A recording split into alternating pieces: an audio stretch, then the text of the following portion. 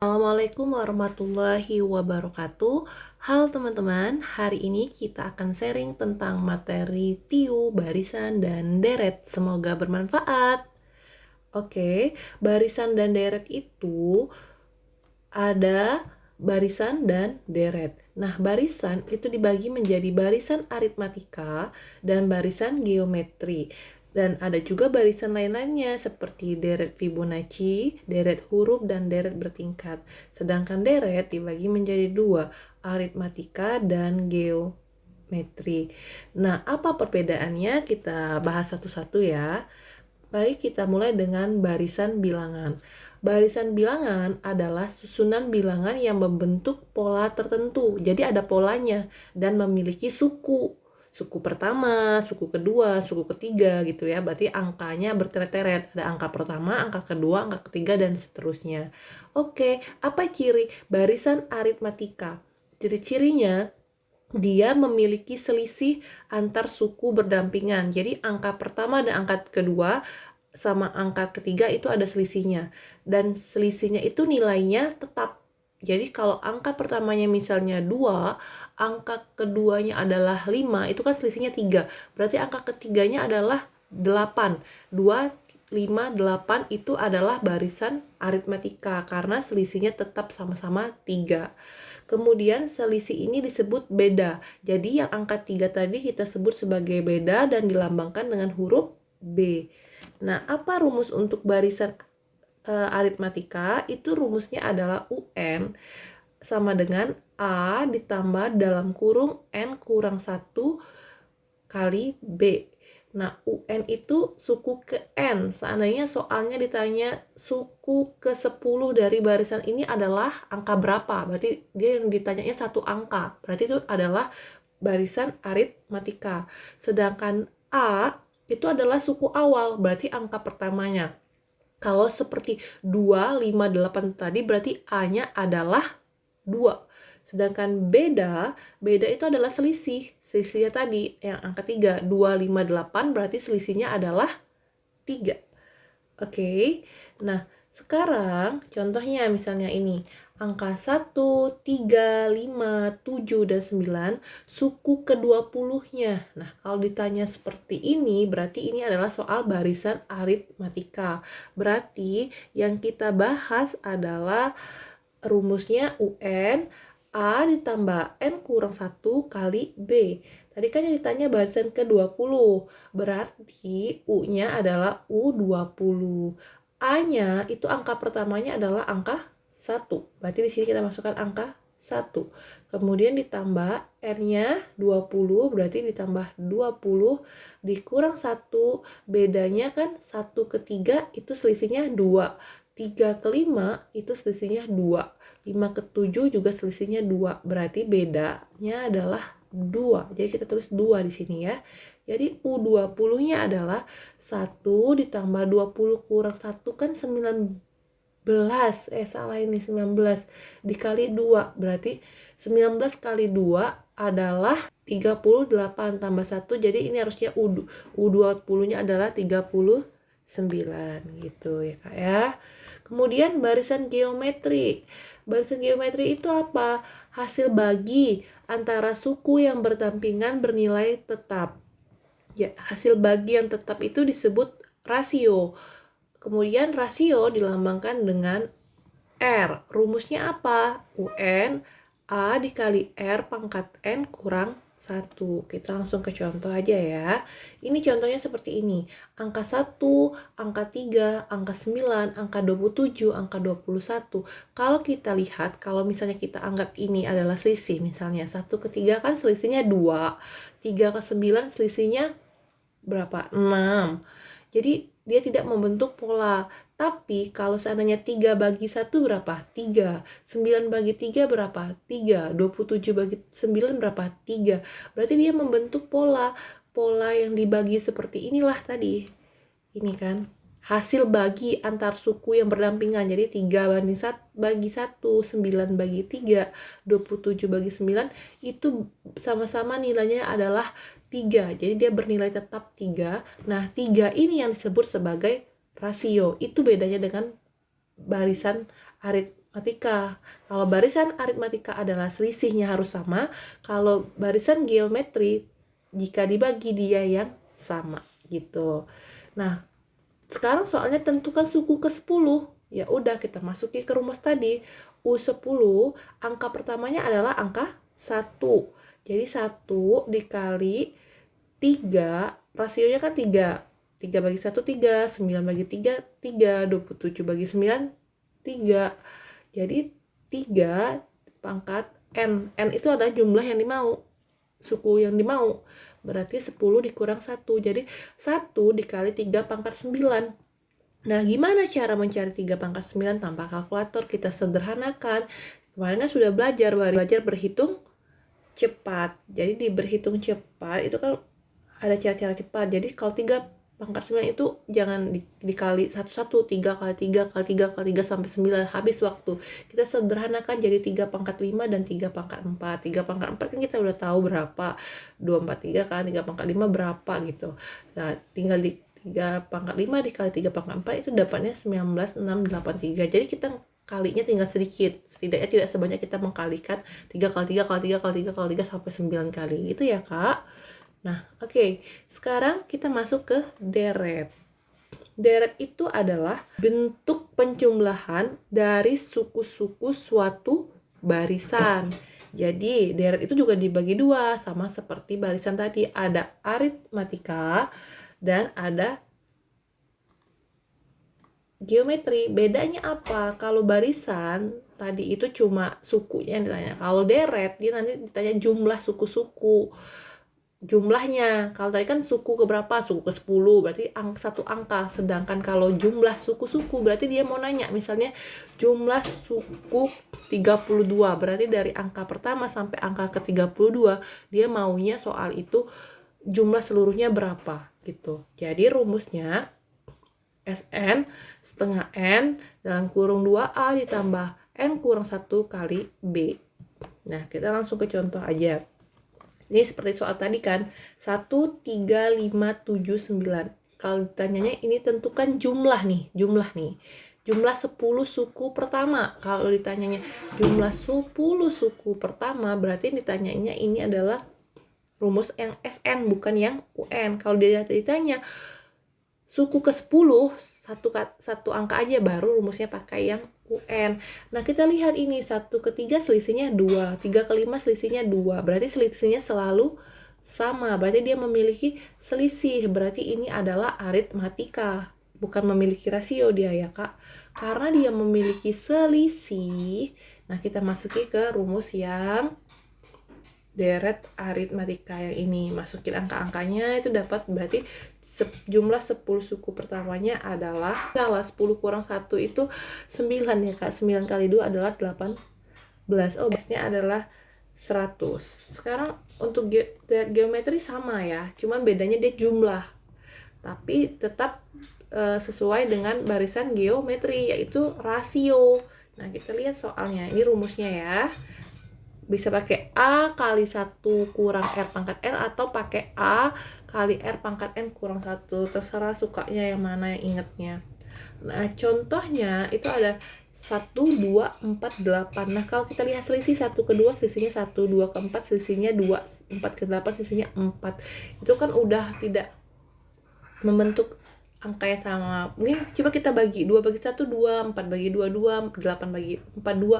Berarti dia kan membentuk rasio, karena suku yang berdekatan jika dibagi itu jumlahnya sama.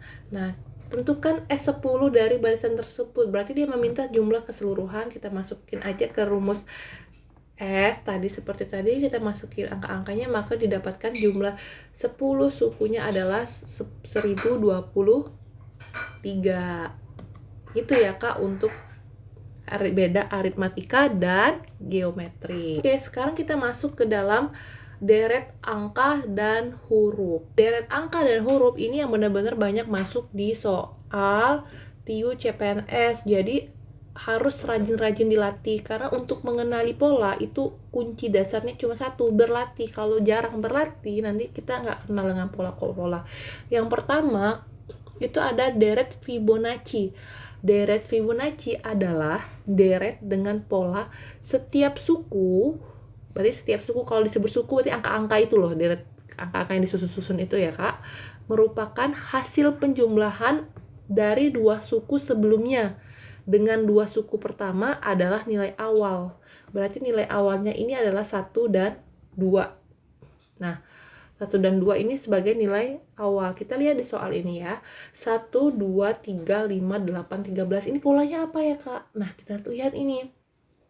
Pertama, cara mencari soal barisan dan deret itu. Kita lihat dulu. 1 ke 2, 1 tambah 1, 2. 2 ke 3, 2 tambah 1, 3. 3 ke 5, kok tiba-tiba udah ditambah 2, berarti bukan penjumlahan. Pengkalian juga bukan. Nah, ternyata ini hasilnya adalah 1 tambah 2, 3. 2 tambah 3, 5. 5 tambah 3, 8. Berarti ini adalah deret Fibonacci. Nah, jadi itu memecahkan soal barisan dan deret ya Kak. Pertama kita jumlahkan dulu. 1 larik, bener nggak? Ternyata nggak dapet polanya. Terus dicoba pola-pola yang lain, ternyata ini adalah polanya 1 ditambah 2, 3, 2 ditambah 3, 5, 3 ditambah 5, 8, 5 ditambah 8 sama dengan 13 gitu. Terus ada juga pola yang deret larik, ada 1 pola, 2 pola, dan 3 pola. Gimana yang pola pertama? Kita lihat dari soal ini. Soalnya angkanya 1, 5, 9, 13, 17. Nah, 1 ke 5 itu kan selisih 4 ditambah 4. 5 ke 9 ditambah 4. 9 tambah 13 ditambah 4. Oh ya udah, berarti ini polanya cuma pola 1. Pola 1. Pola 1. Berarti ditambah 4 soal ini. Berarti angka selanjutnya pasti jawabannya adalah 17. Iya, jadi ini pola dasar dari barisan dan deret. Pertama sekali ketemu soal barisan dan deret itu coba dulu dengan pola 1. Kalau nggak bisa pola 1 baru pikirkan pola-pola yang lainnya. Gitu ya Kak, jangan langsung melompat-lompat ke pola-pola lainnya. Pola 1 itu adalah basic dasar barisan dan deret. Kalau udah dapet jawaban di pola 1 itu sudah cukup. Dan kebanyakan soal TIU itu nggak ribet ya, kebanyakan gunai pola 1 atau paling banter pola 2. Nggak canggih-canggih kali lah soalnya gitu ya Kak. Pola kedua seperti ini. 4, 10, 8, 30, 16, 50, 32. Coba kita tes dengan, ini kan kalau soal kan nggak ada petunjuk ini pola berapa ya gitu. Pertama sekali kita ngelihat soal itu yang harus kita pikirkan. 4 ke 10 ditambah 6, 10 ke 8 dikurang 2, 8 ke 30 ditambah 22. Oh udah beda polanya, nggak ada yang sama. Berarti bukan pola pertama. Kita pakai pola kedua. 4 ke 8 kali 2, 8 ke 16 kali 2, 16 ke 32 kali 2. Oh benar. Coba kita tes yang angka 10. Yang namanya disebut pola kedua itu berarti dia melompatnya 2 kali ya Kak. Kalau pola pertama melompatnya 1 kali, itu bedanya. Nah, pola kedua 10 ke 30 tambah 20, 30 ke 50 tambah 20. Oh, berarti benar ini pola kedua. Berarti angka yang selanjutnya adalah 16 tinggal dikali 2 berarti 32 gitu ya Kak. Nah, sekarang gimana kalau pola ketiga? Kita lihat pola ketiga. 2, 5, 11, 6, 10, 22, 18, 20, 33, 54, 40. Misalnya kita belum tahu ini soal pola ketiga. Kita coba aja pakai pola pertama. 2 ke 5 ditambah 3, 5 tambah 11 tambah 6, 11 tambah 6. Wah, udah banyak banget ini. Angkanya beda-beda, berarti bukan. Coba pola kedua, melompat ke angka 11 ya. 2 ke 11 tambah 9. 11 ke 10 kurang 1. 10 tambah 18 tambah 8. 18 ke 33 tambah banyak. Beda juga. Nah, berarti kemungkinan pola ketiga. Pola ketiga, 2 ke 6 kali 3. 6 kali 6 ke 18 kali 3. 18 ke 54 kali 3. Oh benar, coba kita tes angka keduanya. 5, tapi pakai pola ketiga kan, berarti melompatnya ke 10. Sekarang 1, 2, 3. 11 angka 1, 6 angka 2, 10 angka 3. Ternyata benar juga, kali 2. 10 ke 20 kali 2. Nah, berarti ini adalah pola 3 angka, karena kita udah menemukan sama. Nah, dan angka 11-nya ke pola ketiganya juga 22, membentuk pola juga. Ke 33-nya juga sama-sama ditambah 11. Berarti ini benar pola ketiga. Berarti dari 20, angka selanjutnya itu juga dikali 2. Berarti jawabannya adalah 40. Itu. Nanti angka selanjutnya ini berarti dari pola yang ini, yang pola ketiga masuknya lagi. Berarti ini berapa? Dari habis 40 angkanya berapa ya? Habis 40 itu dari 33 ditambah 11 berarti 44. Habis 44 nanti baru 54 lagi kali 3 masuk gitu ya polanya. Nah, terus ada juga deret tingkat. Deret tingkat itu kita udah pakai pola nih, pola 1 nggak dapat, pola 2 nggak dapat, pola 3 juga nggak dapat. Setelah dijumlahi pakai Fibonacci, dijumlahi angka pertama dengan angka kedua, nggak nemu juga. Kemungkinan dia adalah deret tingkat. Contoh deret tingkat itu seperti apa? Ini 4, 10, 23, 50, 105. Coba kita pakai deret yang satu larik ya. Ternyata tambah 6, tambah 13, tambah 27, tambah 55. Nggak membentuk pola. Kita pakai 2 dari pola larik ya. 4 ke 23 itu 19. 23 ke 105 itu tambah berapa banyak? Bukan juga, nggak membentuk pola. Kalau pola 3 larik tambah nggak mungkin karena angkanya kurang. Nggak mungkin pola 3 larik sedikit ini ya. Mungkin juga sih, cuma nggak membentuk. Nah, kemudian kalau Fibonacci 4 tambah 10 bukan 23, 14 harusnya di sini kan. Berarti bukan semuanya, berarti kemungkinan ini adalah deret tingkat. Tadi ternyata 6 ke 13, 13 ke 27, 27 ke 55 itu ternyata 2x tambah 1. Kan 2 kali 6, 12 tambah 1, 13. 2 kali 13, 26. Tambah 1, 27. 2 kali 27, 54. Tambah 1, 55. Oh benar, berarti ini adalah deret tingkat. Berarti seperti ini rumusnya. Jadi nanti angka selanjutnya setelah 105 adalah ini. 2 kali 55 berapa? 110 kan, ditambah 1 berarti 111. Berarti angka selanjutnya adalah 111 ditambah 105. Itu angka selanjutnya.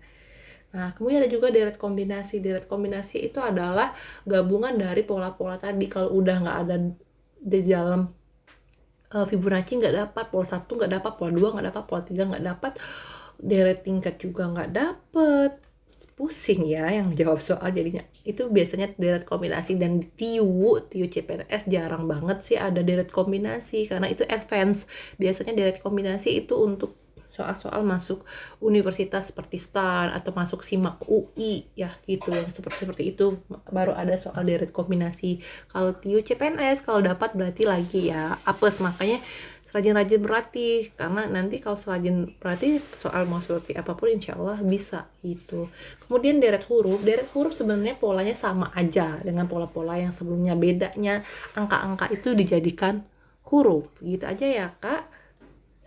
Oke, cukup sekian habis materinya, semoga bermanfaat. Jika ada yang belum dimengerti bisa ditanyakan di kelas persiapan SKD CPNS Sharing on Me. Untuk teman-teman yang belum bergabung di kelas persiapan CPNS Sharing on Me bisa daftar di nomor WhatsApp di description box. Terima kasih. Assalamualaikum.